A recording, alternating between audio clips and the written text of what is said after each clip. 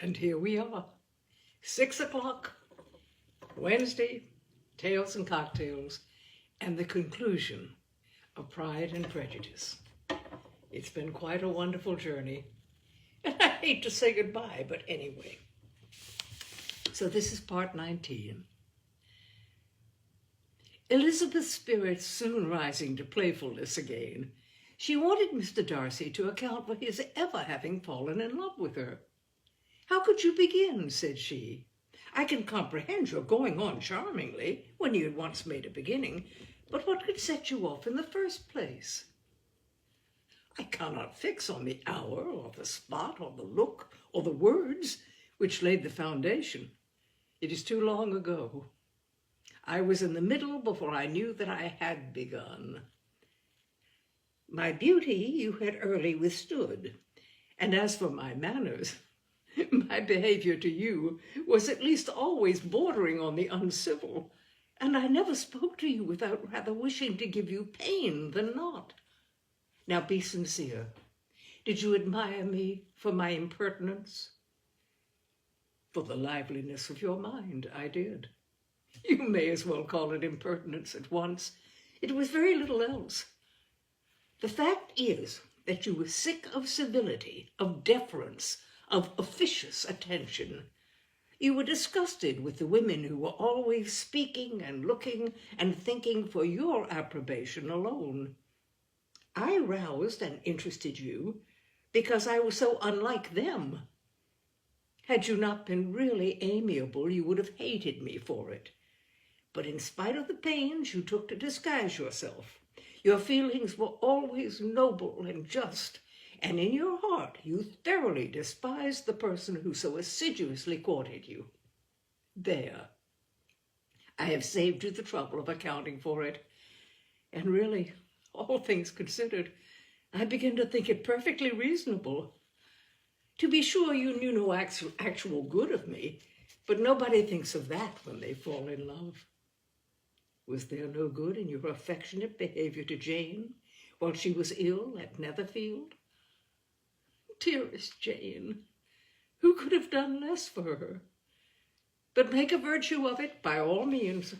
My good qualities are under your protection, and you are to exaggerate them as much as possible. And in return, it belongs to me to find occasions for teasing and quarreling with you as often as may be. And I shall begin directly by asking you what made you so unwilling to come to the point at last? What made you so shy of me when you first called and afterwards dined here? Why, especially when you called, did you look as if you did not care about me? Because you were grave and silent and gave me no encouragement. But I was embarrassed, and so was I. You might have talked to me more when you came to dinner. A man who had felt less might. How unlucky that you should have a reasonable answer to give, and that I should be so reasonable as to admit it. But I wonder how long you would have gone on if you had been left to yourself. I wonder when you would have spoken if I had not asked you. My resolution of thanking you for your kindness to Lydia had certainly great effect. Too much, I am afraid. For what becomes of the moral if our comfort springs from a breach of promise? For I ought not to have mentioned this subject. This will never do. You need not distress yourself. The moral would be perfectly fair. Lady Catherine's unjustifiable endeavors to separate us were the means of removing all my doubts. I am not indebted for my present happiness to your eager desire of expressing your gratitude. I was not in a humor to wait for any opening of yours. My aunt's intelligence had given me hope, and I was determined at once to know everything. Lady Catherine has been of infinite use, which ought to make her happy, for she loves to be of use. But tell me, what did you come down to Netherfield for? Was it merely to ride to Longbourn and be embarrassed, or had you intended any more serious consequence? My real purpose was to see you, and to judge, if I could, whether I might ever hope to make you love me. My avowed one, or what I avowed to myself, was to see whether your sister was still partial to Bingley, and if she were, to make the confession to him which I have since made. Shall you ever have courage to announce to Lady Catherine what is to befall her? I am more likely to want time than courage, Elizabeth, but it ought to be done, and if you will give me a sheet of paper, it shall be done directly. And if I had not a letter to write myself, I might sit by you and admire the evenness of your writing, as another young lady once did. But I have an aunt, too, who must not be long neglected. From an unwillingness to confess how much her intimacy with Mr. Darcy had been overrated, Elizabeth had not yet answered Mrs. Gardiner's long letter. But now, having that to communicate, which she knew would be most welcome, she was almost ashamed to find that her uncle and aunt had already lost 3 days of happiness, and immediately wrote as follows. I would have thanked you before, my dear aunt, as I ought to have done, for your long, kind, satisfactory detail of particulars. But to say the truth, I was too cross to write. You supposed more than really existed. But now, suppose as much as you choose. Give a loose to your fancy. Indulge your imagination in every possible flight which the subject will afford, and unless you believe me actually married, you cannot greatly err. You must write again very soon, and praise him a great deal more than you did in your last. I thank you again and again for not going to the lakes. How could I be so silly as to wish it? Your idea of the ponies is delightful. We will go round the park every day.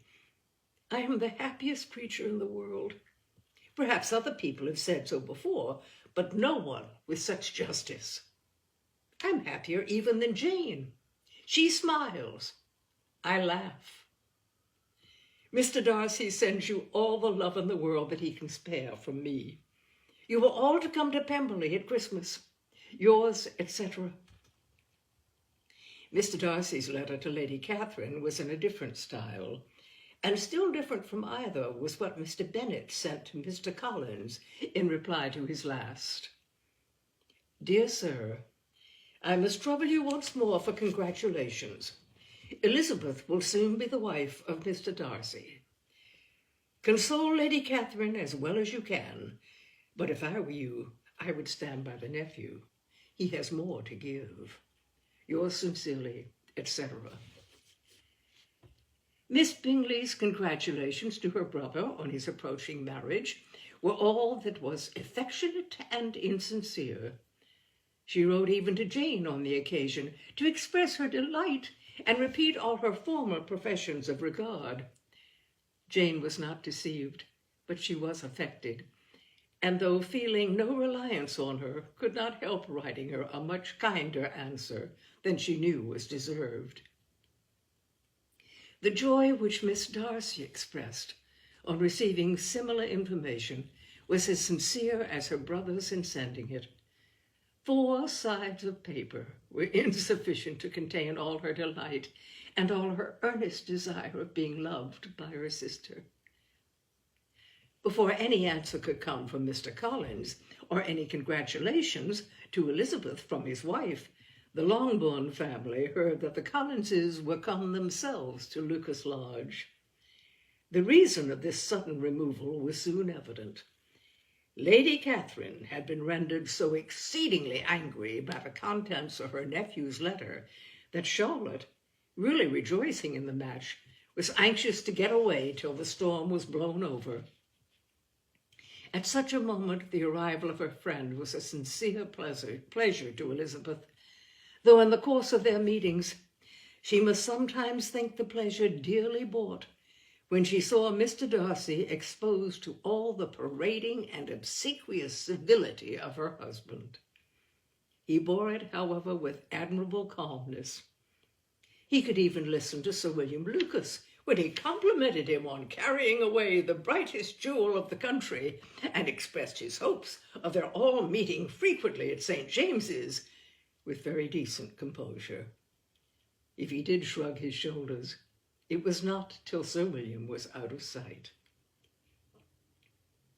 Mrs. Phillips's vulgarity was another and perhaps a greater tax on his forbearance, and though Mrs. Phillips, as well as her sister, stood in too much awe of him to speak with the familiarity which Bingley's good humour encouraged, yet whenever she did speak, she must be vulgar. Nor was her respect for him, though it made her more quiet, at all likely to make her more elegant. Elizabeth did all she could to shield him from the frequent notice of either, and was ever anxious to keep him to herself and to those of her family with whom he might converse without mortification.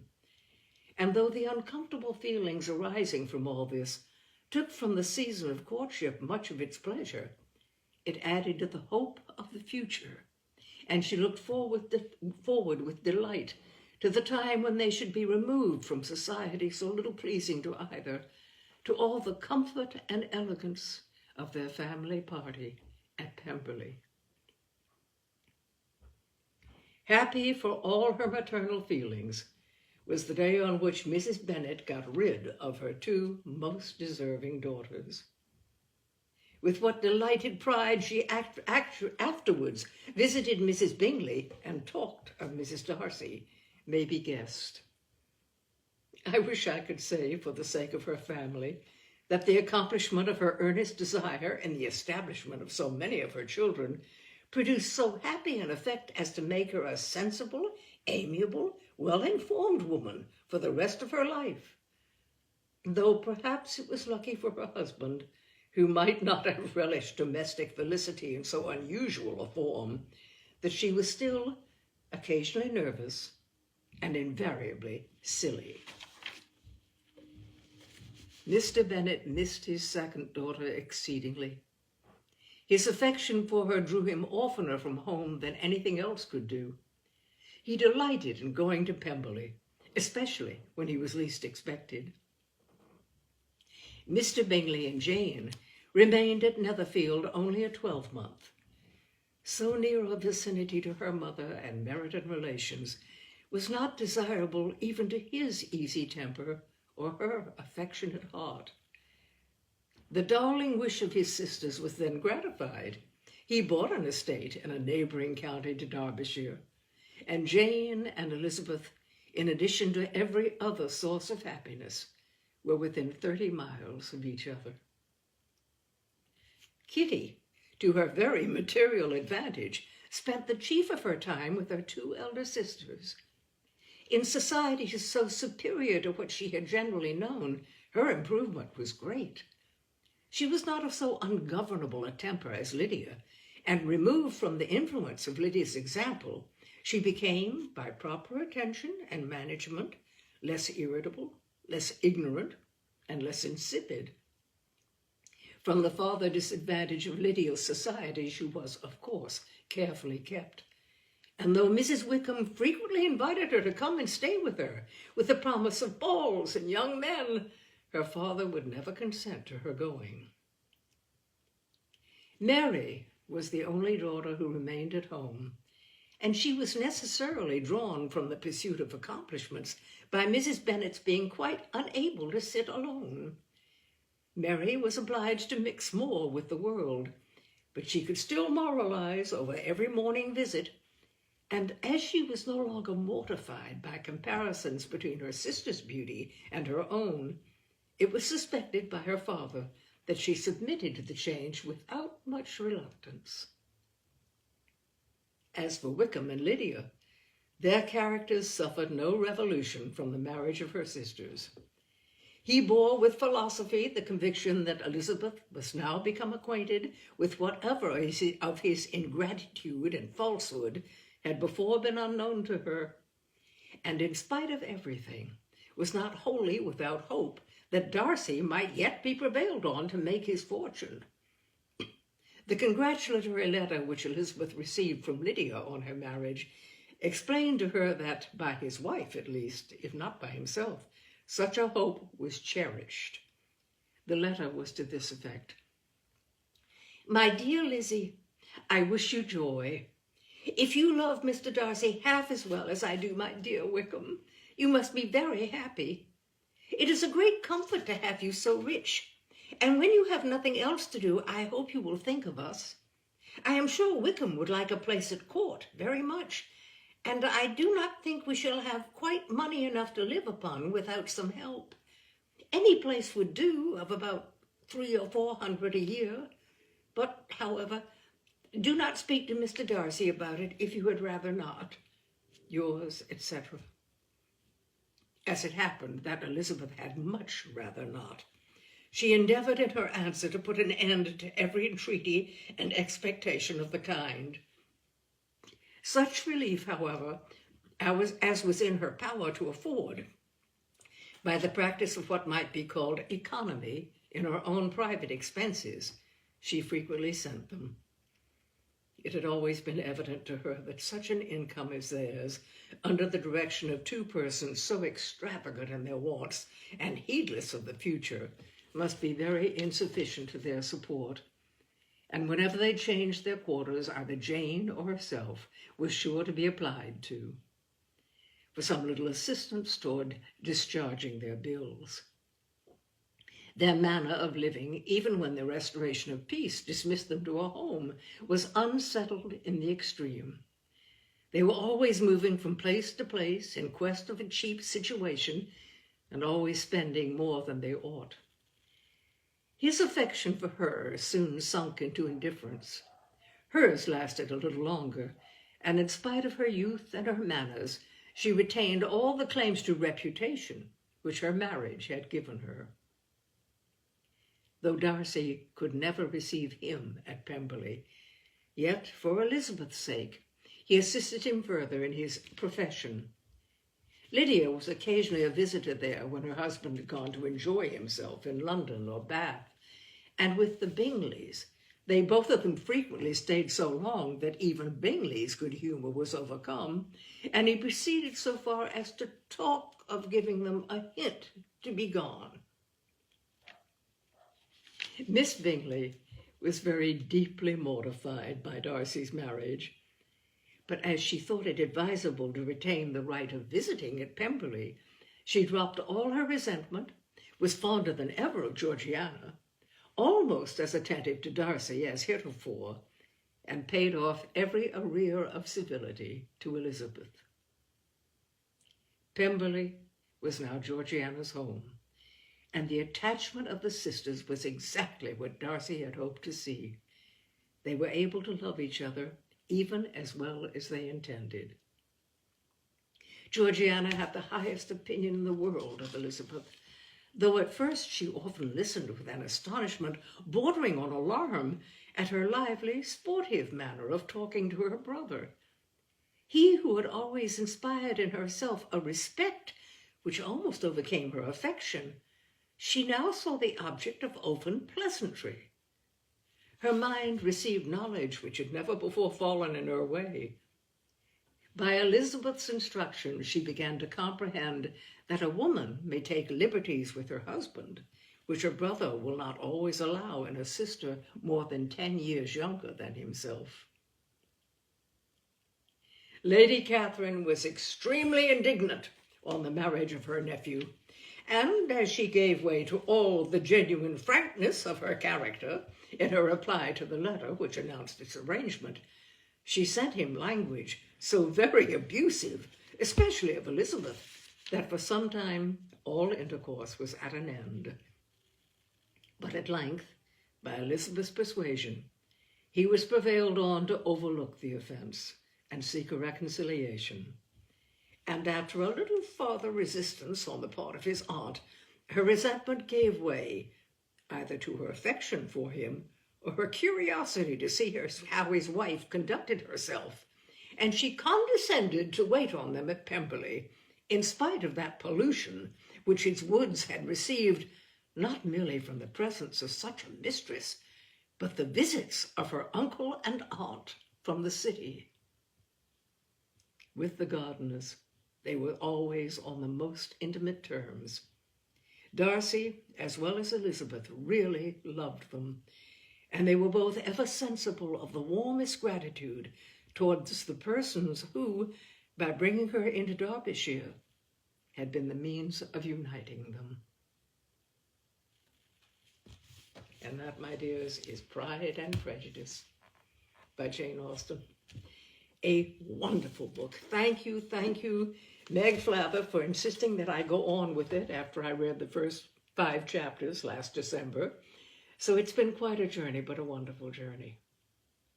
It makes a short evening, but I'm not going to go further. I want you to just let Elizabeth and Darcy and Jane and Bingley and Mr. and Mrs. Bennet and the Gardeners, Wickham and Lydia, Lady Catherine de Bourgh, Mr. Collins and Charlotte, all of these wonderful, wonderful characters stay with you.